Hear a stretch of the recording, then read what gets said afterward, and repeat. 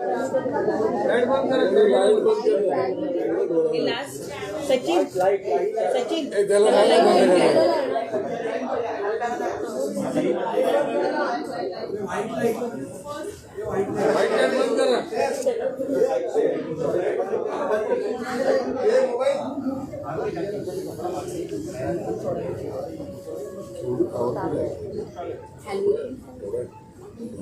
मला तर मी इथूनच जातो.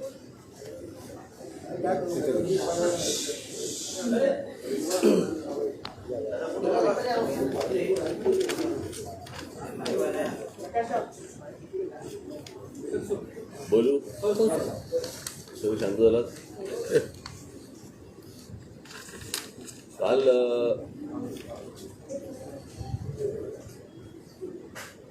सह्याद्रीला काल सन्माननीय मुख्यमंत्री सन्माननीय मंत्री दादा भुसे इतर सर्व त्यांचे अधिकारी आणि या सर्वांची एक काल बैठक झाली. त्या बैठकीनंतर काही गोष्टी तिथे ठरल्या.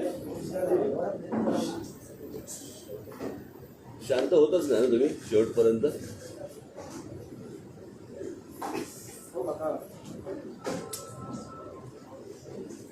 तू खाली बस रे आता. एका ठिकाणी कुठेतरी राहता.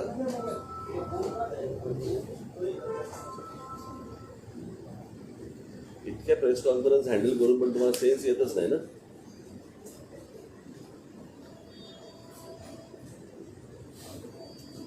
काल तिथे सगळ्या काही गोष्टी ठरल्या, परंतु त्या लेखी स्वरूपामध्ये या काही तिथे आल्या नव्हत्या. आणि मग तिथे असं ठरलं की उद्या म्हणजे आज अशी बैठक घेऊन त्या सगळ्या लेखी स्वरूपामध्ये तुमच्यासमोर गोष्टी आणणार. ती थोडीशी पार्श्वभूमी तुम्हाला एवढ्यासाठी देतोय मुद्दामून का हा मुळात विषय. मी काल 9 वर्षानंतर मी या विषयासाठी सह्याद्रीमध्ये अतिथीगृहामध्ये मी गेलो. मी जेव्हा 9 वर्षापूर्वी गेलो होतो त्यावेळेला तिथे पृथ्वीराज चव्हाण होते मुख्यमंत्री, आणि त्यावेळेला माझ्यामध्ये मी चुकत नसेल तर छगन भुजबळ होते. छगन भुजबळ होते. त्याला काही गोष्टी ठरल्या, त्या सुरू झाल्या. मग त्याच्यानंतर पुढे काही परत त्याच वेळेला मला समजलं होतं की साधारणपणे या टोलच्या संदर्भामधली जी काही ॲग्रीमेंट्स आहेत, सरकारने केलेली ॲग्रीमेंट्स आहेत, ती 2026ला संपत आहेत. त्याच्यामुळे ती काय माझ्यासाठी नवीन गोष्ट नव्हती, परंतु त्याच्यामध्ये कोणत्या कोणत्या प्रकारच्या सुधारणा व्हायला पाहिजे होत्या किंवा व्हायला पाहिजे ह्या ज्या मी सूचना केल्या होत्या. कारण त्यातली काही जी 2000 साली जी काय ॲग्रीमेंट झाली होती त्या ॲग्रीमेंटमध्ये देखील काही चुकीच्या गोष्टी आहेत. त्या देखील त्यावेळेला सांगितल्या गेल्या होत्या, आजही या सरकारला सांगितल्या गेलेल्या आहेत. परंतु ती सगळी ॲग्रीमेंट्स ही सगळी बँकांबरोबर झालेली असल्यामुळे त्याच्यामुळे आता 2026पर्यंत तुम्हाला काही करता येत नाही. पण त्याच्यामध्ये कोणकोणत्या सूचना किंवा सुधारणा या गोष्टी व्हायला पाहिजे होत्या, ज्या झाल्या नाही किंवा थांबल्या गेल्या, पुढे काही होऊ शकलं नाही. आणि मग पुन्हा तो 9 वर्षानंतर विषय परत ऐरणीवरती आला. तो ऐरणीवरती येण्याचं कारण म्हणजे ठाण्यामधल्या 5 ज्या एंट्री पॉईंट्स आहेत तिथे पैसे वाढवले गेले आणि आमचा अविनाश जाधव आणि आमचे सर्व सहकारी तिकडे उपोषणाला बसले आणि परत तो विषय टोलचा ऐरणीवरती आला. त्याच तुम्हाला आठवत असेल तर मी तिकडे गेलो, अविनाशला मी ते उपोषण सोडायला सांगितलं आणि सोडायला सांगितल्यानंतर मी पत्रकारांशी आपल्याशी सगळ्यांशी बोललो की या संदर्भामध्ये मी 2 दिवसात मुख्यमंत्र्यांशी बोलेन. नेमकं त्याच वेळेला महाराष्ट्र राज्याचे उपमुख्यमंत्री देवेंद्रजी फडणवीस यांनी एक स्टेटमेंट केलं की महाराष्ट्रामध्ये कोणत्याही टोलवरती 4 चाकी वाहनांना 3 चाकी वाहनांना टोलच नाहीये. आता हे अशा प्रकारचं स्टेटमेंट त्यांच्याकडनं आल्यानंतर सगळ्या ठिकाणी चलबिचल सुरू झाली की म्हणजे आजपर्यंत आम्हाला फसवलं गेलं की काय, की सरकार म्हणते की आम्ही टोल वसूलच करत नाही आहोत, म्हणजे सरकारकडे पैसे जात नाहीयेत, फक्त जे टोल वसूल करतात त्यांच्याकडेच पैसे जातात की काय. याच्यानंतर काही ठिकाणी आंदोलनं झाली आणि वगैरे काही गोष्टी झाल्या. त्या दरम्यान माझं मुख्यमंत्र्यांशी बोलणं झालं आणि कालची वेळ ठरली त्याप्रमाणे आम्ही तिकडे गेलो. परंतु ते नंतर कळलं की ते काय स्टेटमेंट होतं फडणवीसांचं, या टोलच्या संदर्भात. हां म्हणजे मुंबईचे एंट्री पॉईंट्स, त्याच्यासोबतच मुंबई पुणे एक्सप्रेस हायवे यासाठी त्या काळामध्ये एक समिती नियुक्त करण्यात आली होती. हे वगळून त्या काळामध्ये इतर टोलच्या संदर्भात तो निर्णय झालेला होता. आता विषय असा आहे की MSRTC, PWD आणि इतर काही जे टोल नाके आहेत न भरण्याचं हे देखील आपल्याला चेक करायला लागेल या सगळ्या गोष्टी, त्याच्यावरती उपमुख्यमंत्री बोलले. आज आमचं इथे जे बोलणं झालंय त्याच्याप्रमाणे जो कोणकोणत्या गोष्टींच्या सुधारणा या सगळ्या टोल नाक्यांवरती व्हावी या संदर्भामध्ये ॲग्रीमेंटमध्येच काही गोष्टी दिलेल्या आहेत ज्याची अंमलबजावणी झाली गेली नाही. मला असं वाटतं मी एक एक विषय तुमच्यासमोर वाचतो. त्याप्रमाणे पुढचे 15 दिवस ज्याला आपण अकाउंटेबिलिटी म्हणतो की साधारणपणे दर दिवसाला वाहन संख्या वाढते आपल्याकडे प्रत्येक शहरांमध्ये. आणि ही वाहन संख्या किती वाढते हे मला छोटा RTOला माहिती आहे, परंतु वाहन संख्या टोल नाक्यावरनं किती जातात याचा काही आकडा उपलब्ध नाही आणि तेही काही सांगत नाही. त्याच्यामुळे काल सरकारने मंत्री महोदयांनी आज निर्णय घेतला आहे की पुढचे 15 दिवस या सर्व एंट्री पॉईंट्स वरती सरकारतर्फे कॅमेरा लावले जातात आणि त्यांच्याबरोबर आमचे देखील कॅमेरे लागतील पक्षाचे, की जेणेकरून किती गाड्यांची ये जा होते आहे या गाड्या मोजल्या जातील. कारण दर दिवशी जर समजा गाड्यांची संख्या वाढते आहे, बरोबर आहे, त्याच्यात हे टोल पण वाढवणार आणि गाड्यांची संख्याही वाढणार. म्हणजे हे किती काळ चालू राहणार हे एकदा आपल्याला समजा नागरिक म्हणून आपल्याला कळलं पाहिजे, बरोबर आहे. त्याच्यामुळे ही व्हिडिओग्राफी उद्यापासून सुरू होईल, बरोबर. करारात नमूद केलेल्या सर्व सोयी सुविधा म्हणजे स्वच्छ प्रसाधनगृह पुरुषांसाठी आणि महिलांसाठी, स्वच्छ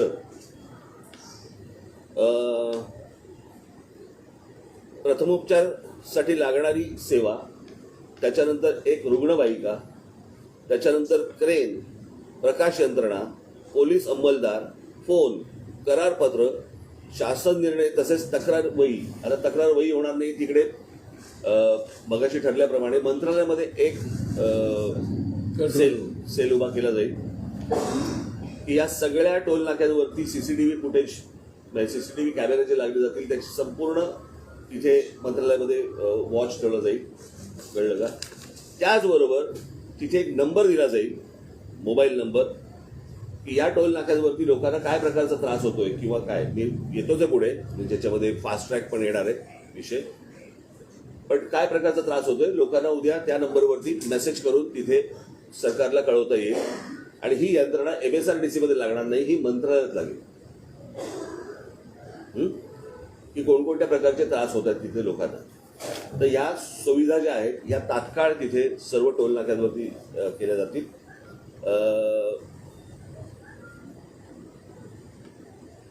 त्याच्यानंतर करारातील नमूद सर्व उड्डाण पूल, भुयारी मार्ग यांचे डिटेल स्ट्रक्चरल ऑडिट केलं जाईल, बरोबर आहे.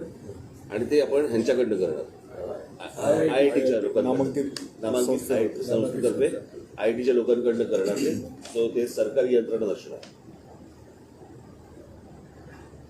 त्याच्यानंतर ठाण्याला जे टोल वाढ झालेली आहे, खास करून मी कमर्शियल म्हणत नाहीये, ज्या 4 चाकी वाहनांवरती जी 5 रुपयाची वाढ झालेली आहे, हा रद्द करण्याच्या दृष्टिकोनातनं सरकारला 1 महिन्याचा अवधी पाहिजे आणि त्याप्रमाणे ते 1 महिन्याच्या अवधीमध्ये याचा निर्णय करतील असं सांगितलं. जी वाढ झालेली आहे ती रद्द करण्याच्या दृष्टीने. त्याच्यानंतर जी गोष्ट बंद झाली होती ती आता पुन्हा सुरू होईल, ती म्हणजे प्रत्येक टोल नाक्यावरती ती जी येलो लाईन जी पूर्वी होती, बरोबर, त्या येलो लाईनमध्ये 200 ते 300 मीटरच्या पलीकडे त्या येलो लाईनच्या बाहेर गाड्या गेल्या तर त्या सगळ्या गाड्या पुढच्या सोडून दिल्या जाणार, टोल न घेता. येलो लाईनच्या पुढच्या सगळ्या गाड्या सोडून दिल्या जाणार. 4 मिनिटाच्या पलीकडे एकही गाडी टोल नाक्यावरती थांबणार नाही. त्याच्यासाठी एक्स्ट्रा मला वाटतं पोलीस फोर्स हा देखील तिकडे एक्स्ट्रा लावला जाईल की जेणेकरून ते जे टोल नाक्यांवरती जे बाउन्सर्स किंवा इतर जी पोरं ठेवली जातात आणि जे हमरी तुमरी करतात आणि काय लोकांची जे वेडवाकड वागतात हे याच्यापुढे ठेवले जाणार नाही. तिकडे ती यंत्रणा ही पोलिसांमार्फतच राबवली जाईल.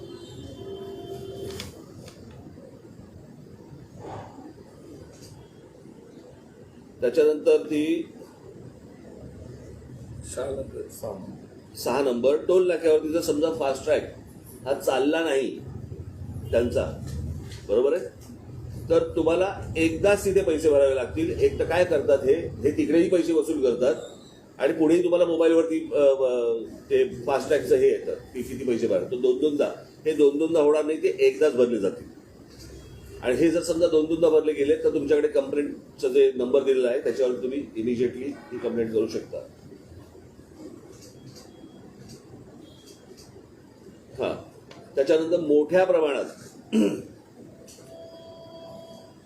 कितीचं टेंडर आहे, कितीचा टोल आहे, म्हणजे टोल आकडा किती आहे, 1000 कोटी असेल तो आकडा दिला जाईल. रोजचे वसूल किती होत आहेत आणि आता उरलेत किती,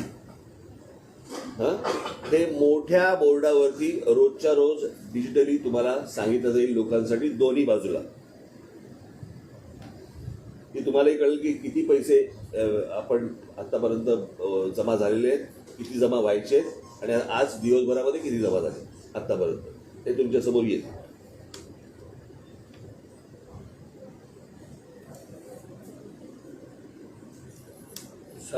त्याच्यानंतर आनंदनगर टोल नाका ठाण्याचा, ज्याच्यात या सगळ्या गोष्टी सुरू झाल्या. आता ठाण्याच्या लोकांना आनंदनगर टोल नाका क्रॉस करून परत जर समजा ऐरोलीच्या टोल नाक्यावरती यायचं असेल, दोनदा टोल भरायला लागतो. तो टोल एकदाच भरवला जाईल, एकदा आनंदनगर किंवा ऐरोली. याच्यासाठी त्यांना 15 दिवसामध्ये या प्रकारचा ते शासन निर्णय घेईल. एक महिन्याच्या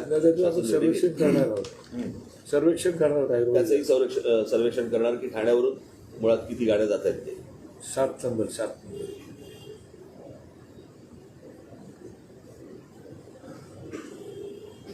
हा, त्याच्यानंतर मुंबई महानगरपालिकेत असणाऱ्या मुलुंडच्या हरिओम नगर परिसरात राहणाऱ्या रहिवाशांसाठी मुलुंड म्हाडा कॉलनीमधून पूल बांधला जाईल आता तात्काळ, की जेणेकरून त्यांना तिथे टोल भरायला लागणार नाही. त्याच्यानंतर संपूर्ण महाराष्ट्रामध्ये आता काय झालंय, महाराष्ट्रामध्ये जे रस्ते आहेत, मगाशीच आमचं बोलणं चालू होतं की महाराष्ट्र सोडला आणि इतर राज्यात गेलो तर आपल्याला गुळगुळीत रस्ते मिळतात. महाराष्ट्राने काय घोडं मारले, महाराष्ट्रामध्ये आल्यावरती अशा प्रकारची गोष्ट का होते. आणि त्याच्यामध्ये काय आहे, राज्य सरकार, केंद्र सरकार आणि महानगरपालिका, नगरपालिका ह्यांचे एकमेकांशी असलेल्या जे काही गोष्टी आहेत ह्याची एकत्र बैठक होत नाहीये.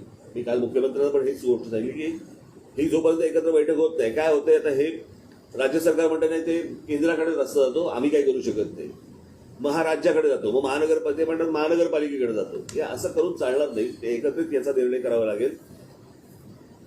ज्या नॅशनल हायवेज आहेत, या नॅशनल हायवेवरती कायद्यानुसार तिकडचा जो टोल घेणारा जो माणूस आहे, तिकडचा जर रस्ता खराब असेल तर त्या ठिकाणचा टोल हा रद्द करता येतो, कळलं का. आणि या संदर्भामध्ये मला असं वाटतं राज्य सरकार केंद्र सरकारशी आता पुढच्या 15 दिवसामध्ये बोलते.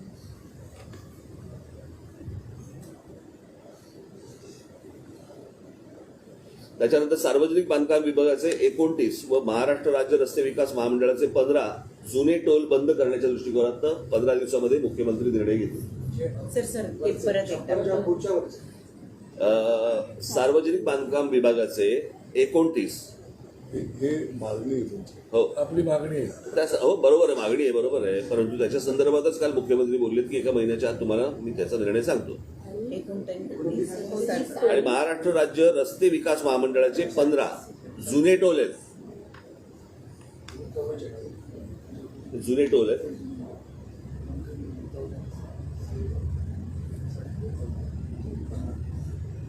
त्याच्यानंतर मुंबई एंट्री पॉइंट, मुंबई पुणे द्रुतगती महामार्ग व राजीव गांधी सिलिंग यांचे कॅग ऑडिट केलं जाईल. ही आमची मागणी आहेच, पण ती आम्ही मुख्यमंत्र्यांकडे लावून धरलेली आहे. त्याचं कॅग ऑडिट केलं जाईल. आणि सगळ्यात महत्त्वाचा म्हणजे लोकांना सर्वात जास्ती त्रास होणारा म्हणजे जी जड अवजड वाहनं आहेत ही कोणत्याही लेनमध्ये येतात, त्या संपूर्ण वाहनांना याच्या पुढे महिन्याभराच्या आत, हा दादांनी दिलेला शब्द आहे, महिन्याभराच्या आत ते शिस्तला होते. बरोबर ना? हो बोललात ना? साहेब 7 नंबर म्हणजे आपण सगळ्यांची जबाबदारी येते. 7 नंबर सर. हा, त्याच्यानंतर टोल प्लाझा परिसरात राहणाऱ्या नागरिकांना सवलत मासिक पास उपलब्ध करून दिले जातील. ते करारनाम्याच्या अटी शर्ती जे नियम असतील त्याप्रमाणे केलं जाईल. ठीक आहे.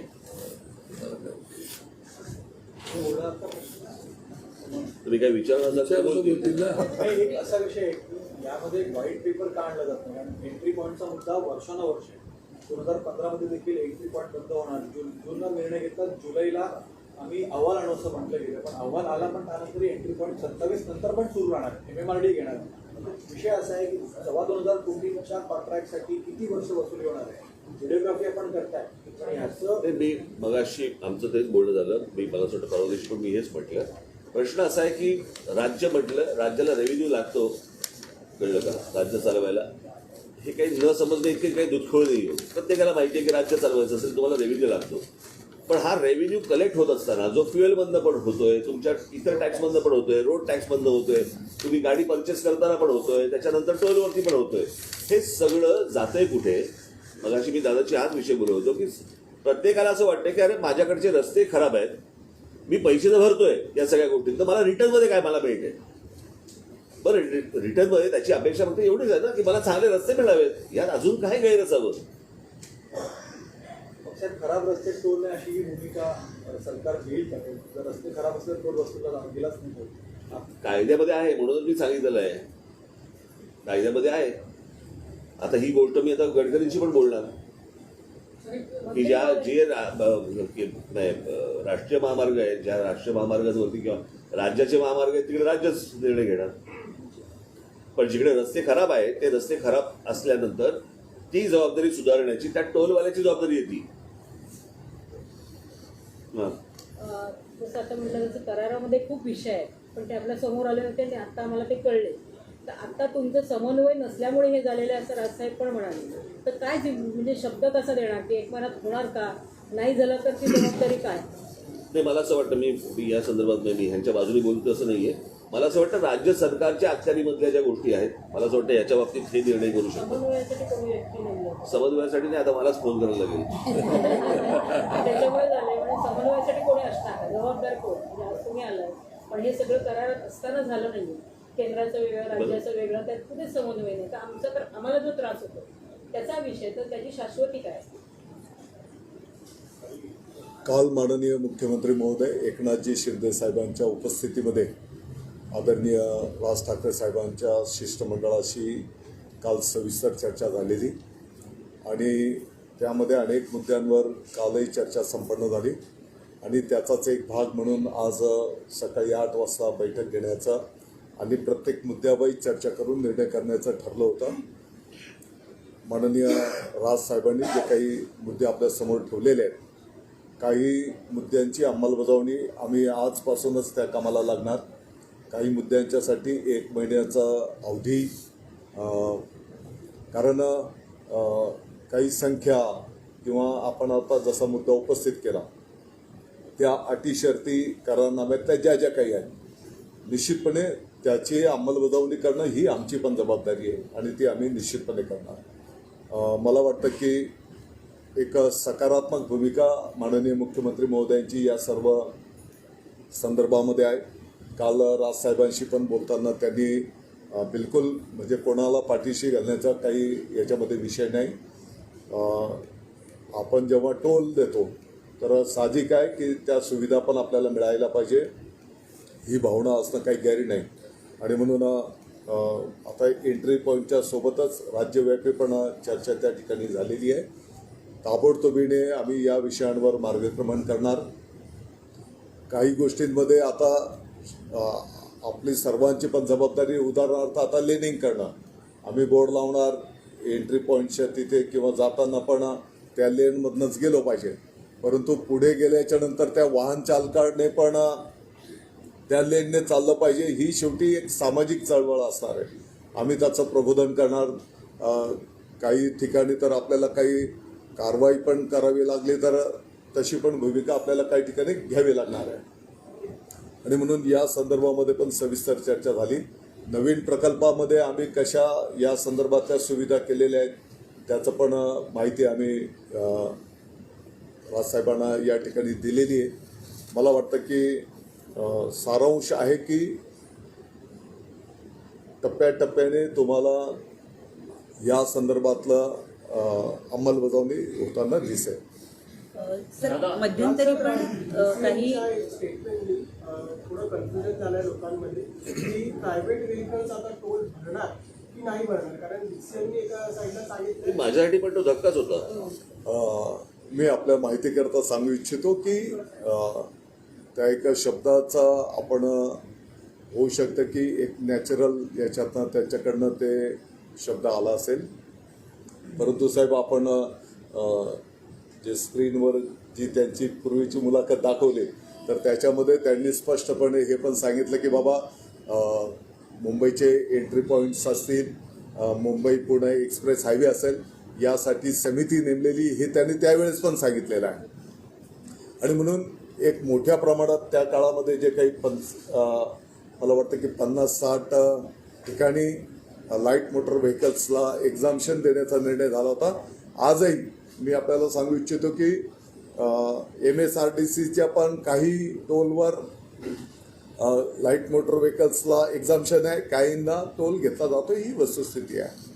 दादा पण रेव्हेन्यू जनरेशनसाठी आपण म्हणताय आता गडकरी लोकसभेच्या की टोल बंद होणार नाही. टोल बंद होण्याचा विषय नाही आहे, पण वर्षानुवर्ष आपण त्याची वसुली करतोय. जे ब्रिजेस बांधले, काही ब्रिजेस तर बांधले गेले त्याचे पैसे घेतले गेले, उदाहरणार्थ पेडर उत्सव. तर या सगळ्या गोष्टी ज्या आहेत त्याच्यावर प्रश्नचिन्ह होते. त्याच्यावर सरकार उत्तर देणार का, त्याच्यावर काही वाईट पेपर येईल का?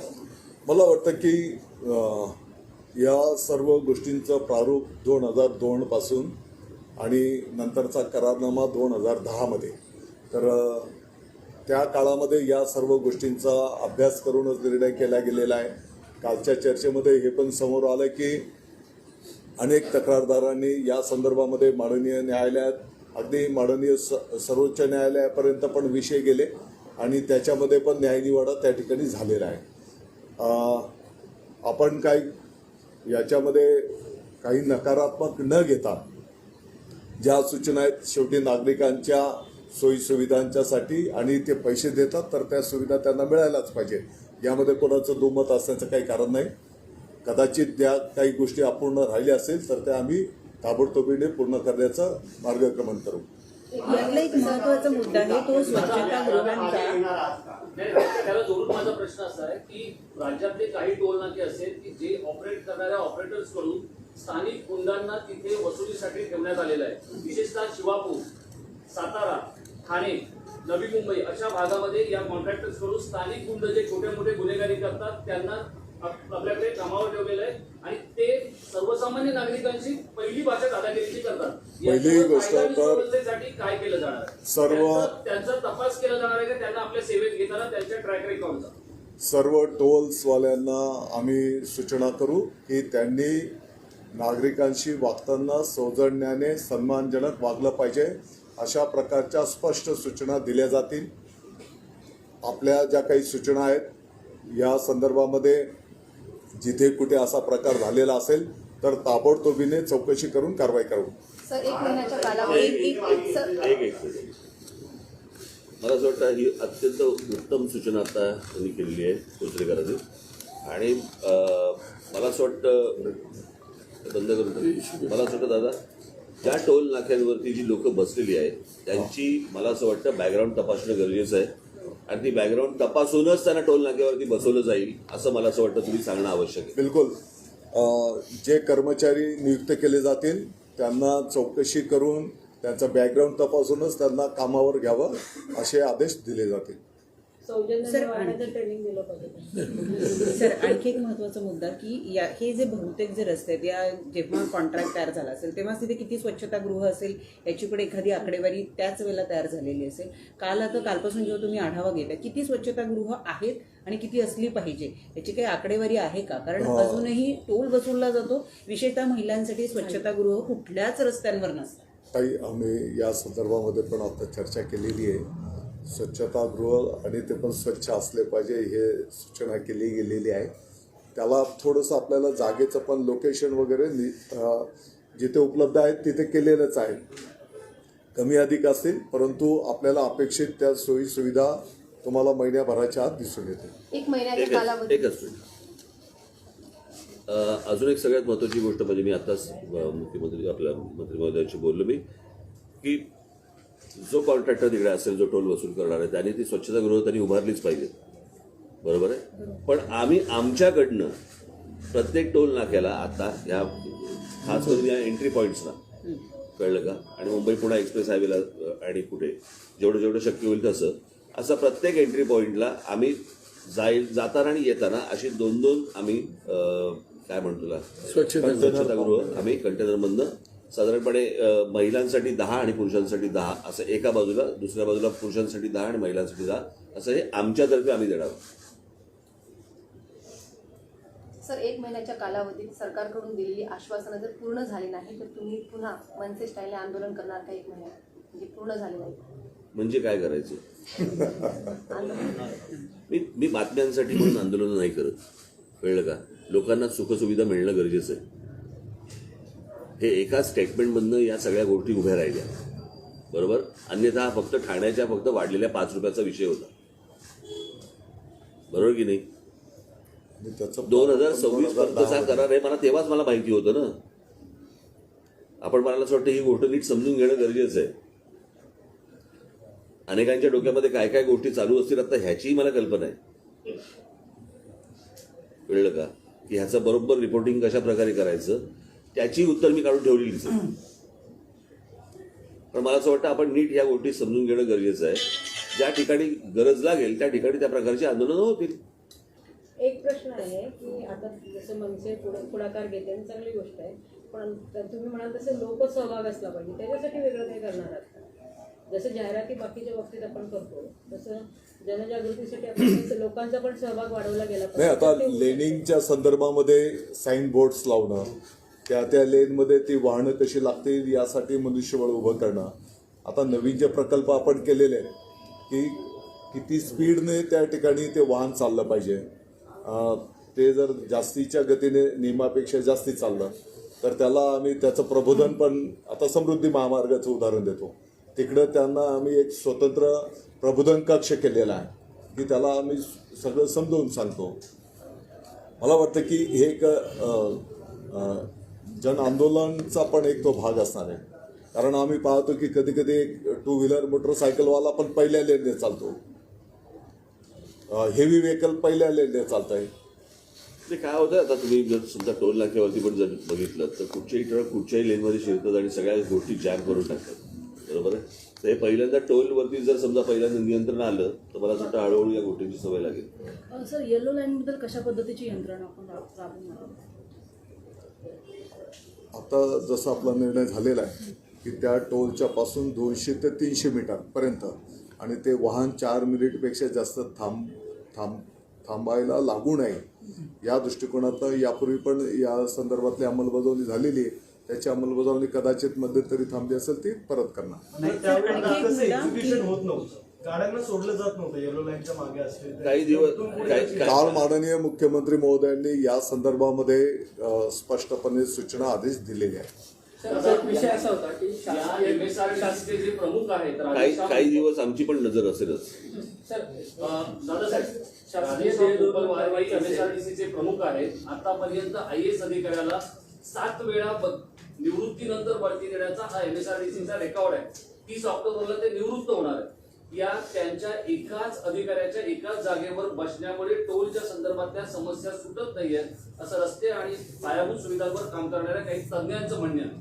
हे ते 30 ऑक्टोबरला निवृत्त होणार का? हा माझा एक स्पेसिफिक प्रश्न. आणि जर ते मला झाले वाटतं की आजचा आपला जो प्रमुख विषय आहे त्यांचा प्रश्न दादा मी विचारतो त्या बरोबर प्रश्नामध्ये आहे. त्या ते समस्येचं अनेक वर्ष मूळ आहे. एकातलं बरोबर आहे सर. मी प्रश्नाला काही बगल देत नाही, परंतु आता अनेक चांगले प्रकल्प पण आपले उभे राहिले, मार्गी पण लागलेले आहेत आणि ज्या काही अंमलबजावणी झाले त्या नियम कायद्याच्या चौकटीतच झालेल्या आहेत.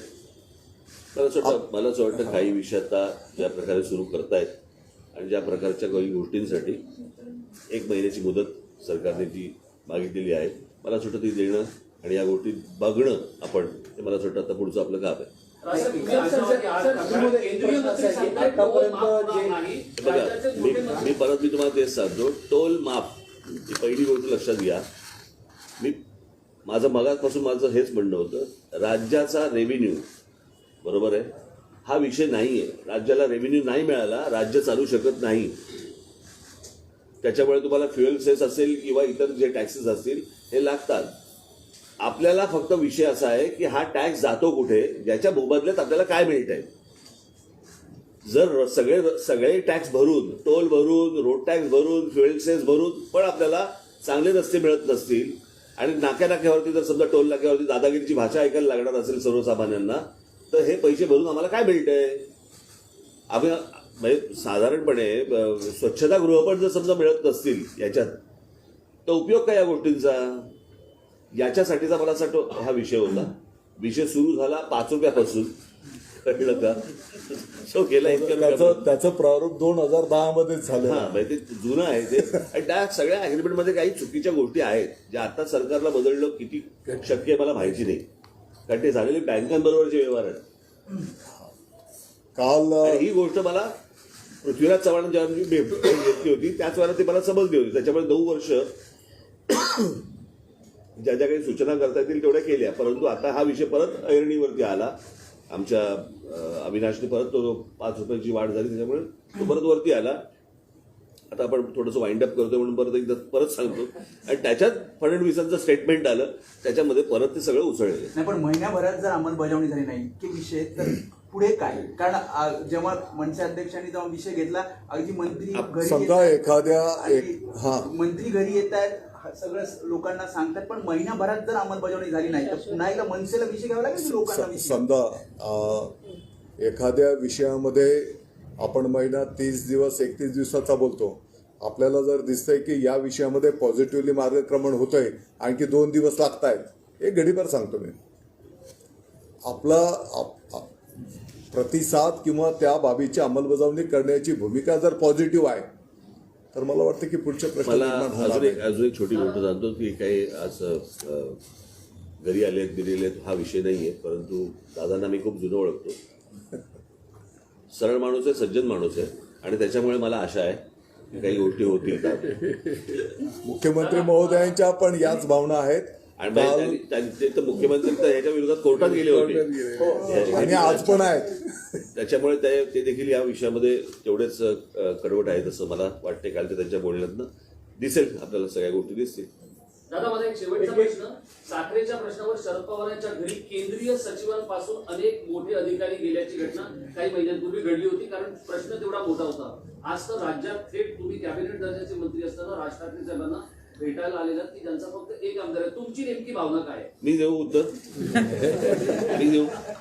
मला असं वाटतं सरकारचं एक लाईन आहे की शासन आपल्या दारी.